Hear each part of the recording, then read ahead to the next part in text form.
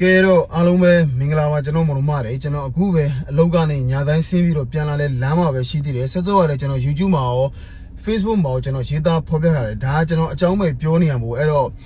့ဒီတော်လိုင်း၄နှစ်တာကာလမှာဘယ်ပြည်သူတူတယောက်ရှိရမှာလဲတော်လိုင်းကိုအကြောင်းပြပြီးတော့ကျွန်တော်ထောက်ဖို့လည်းမလုပ်ခဲ့ဘူးနောက်ဆုံးကုန်းမြန်မာငွေ100ကျပ်တောင်မှပဲဘယ်ပြည်သူတယောက်ရှိရမှာကျွန်တော်အလူမခံခဲ့ဘူးအခုကိစ္စကျွန်တော်ဘာကြောင့်တက်ပြီးတော့ရေးလဲဆိုတော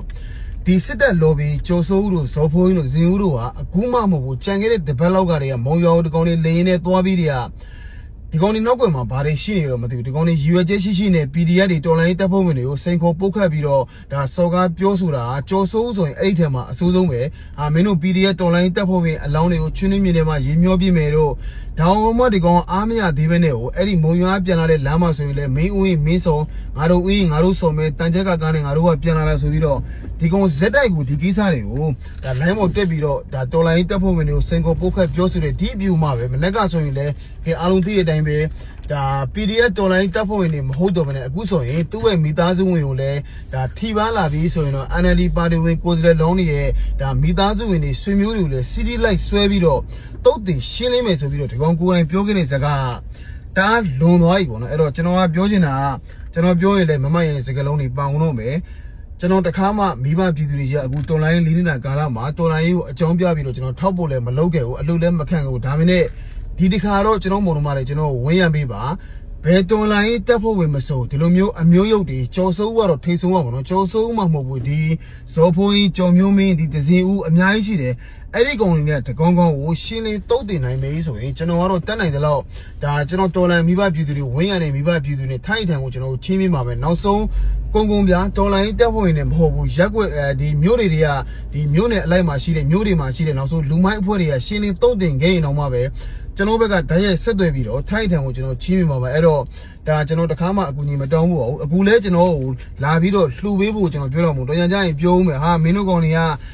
lobby တွေကိုမင်းတို့ကအကြောင်းပြုပြီးတော့အလှူခံစားရလို့ကျွန်တော်ကအပြောမခံနိုင်ဘူးအခုလဲကျွန်တော်လာပြီးတော့လှူပေးဖို့ပြောတာမို့ဒီကောင်ကိုတုတ်တည်ရှင်းလင်းနိုင်တဲ့နေ့ social media မှာသတင်းတွေတက်လာတဲ့နေ့ဘယ်ဖွဲ့စည်းကနေဘလို့တွေရှင်းလင်းလိုက်ပါတယ်ဆိုတဲ့ကိစ္စကိုပုံလင်းလင်းလုံးဝ confirm ဖြစ်ပြီးတော့သိတဲ့နေ့မှာအဲ့ဖွဲ့စည်းကိုကျွန်တော်ကိုယ်တိုင်ဆက်သွယ်ပြီးတော့ကျွန်တော်မော်ဒမားတွေကို KB ဖြစ်ပြီးထိုင်းနိုင်ငံဥမာထိုင်းဘဏ်အကောင့်တစ်ခုပဲဖြစ်ဖြစ်ကျွန်တော်လောလောဆယ်မှာကျွန်တော်နေရဲ့နိုင်ငံဘဏ်အကောင့်ကိုပေးလို့မရဘူးအဲ့တော့ကျွန်တော်တို့လည်းအန်ရရှိတယ်အဲ့တော့ကျွန်တော်ကမြန်မာနိုင်ငံမှာ KB အကောင့်ပဲဖြစ်ဖြစ်ထိုင်းနိုင်ငံဒါကျွန်တော်အသီးတယောက်က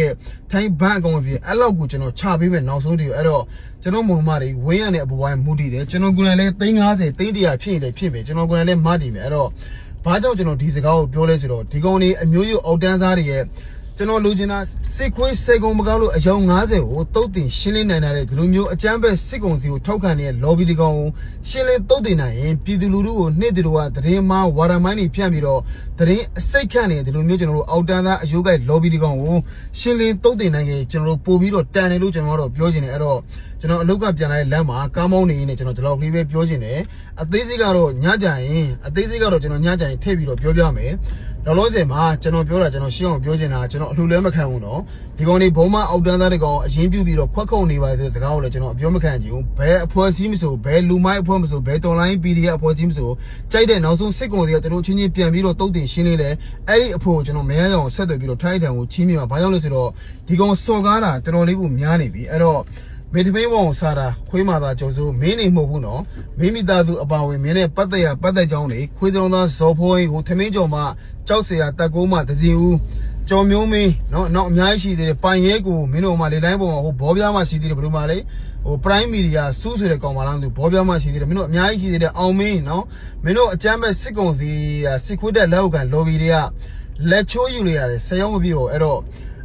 ့အခုလုံးလုံးစင်မှာဒါကျွန်တော်အလုပ်ကပြန်လာရင်းနဲ့အိမ်သားလည်းကျွန်တော်ရောက်တော့မယ်ဒီလောက်ကလေးပဲကျွန်တော်လာပြီးတော့ဒါပြောပြတာပါရှင်းအောင်လေးပြောပြတာညကြရင်တချို့တွေကလာအောင်မယ်ကျွန်တော် second show ကိုကြိုးစိုးဒီနေ့သူ့ရဲ့ Telegram မှာတင်မှာကျင်းသေးတယ်ကျွန်တော်အခုဒီ YouTube မှာရေးထားတဲ့ second show တွေကိုတင်ပြီးတော့ဟ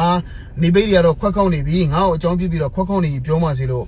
့အခုချိန်ဒီတပြားတစ်ချက်မှကျွန်တော်ဘယ်သူရှိမှအလို့မခံဘူးကျွန်တော်လည်းလာပြီးတော့လှိုးစရာမလိုတကယ်လို့ရှင်းလင်းတုတ်တင်နိုင်နေကြရင်ကျွန်တော်ကိုယ်တိုင်ဘန်းကောင်တွေခြာပေးပါမယ်အဲ့တော့ကျွန်တော်မော်မတွေအဲ့နေကြရင်ဒါကျွန်တော်ဝင်းရံပေးကြဖို့လက်မနေပါလေလို့ပြောရင်းနဲ့အားလုံးပဲ